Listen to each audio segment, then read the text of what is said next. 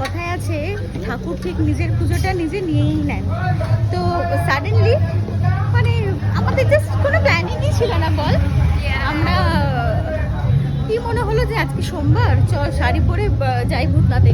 Even ও পর্যন্ত বর্ধমানে ছিল তখন 4টের সময়, বিকেল 3টের সময় বর্ধমান থেকে এসেছে। দেন তারপরে রেডি ফেডি হয়ে বেরিয়ে গেলাম। এখন বাজে 8টা। আমরা এখন যাচ্ছি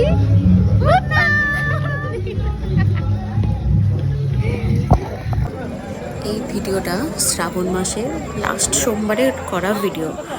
তো ভিডিওটা পোস্ট করার কোনো ইচ্ছেই ছিল না, কিন্তু পোস্টটা করতেই হলো কিছু কিছু বাজে মানুষদের জন্য। কি হয়েছিল ভিডিওর আগেই বলে দিয়েছিলাম যে আমাদের কোনো প্ল্যানিং ছিল না, তারপরও আমরা গেছিলাম ভূতনাথে। তো যাই হোক, তো সেদিনকে কি হয়েছিল, ভূতনাথে গিয়ে আমার যে বান্ধবী শম্পা, তার ফোনটা ওখানে চুরি হয়ে যায়।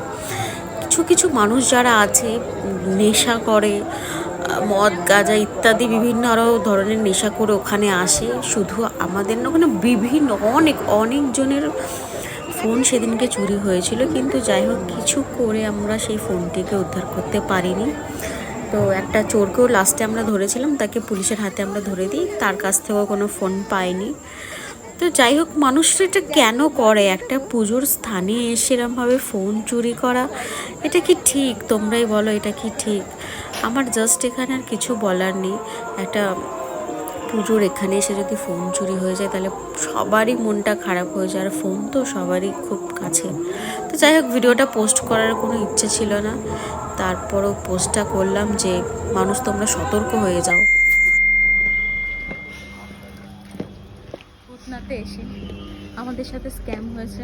এই যে মহিলা, এর ফোন চুরি হয়ে গেছে। দেখে না মানে কিভাবে কিভাবে ফোনটা চুরি করে। জাস্ট ব্লগটা বানাতে ইচ্ছা করছে।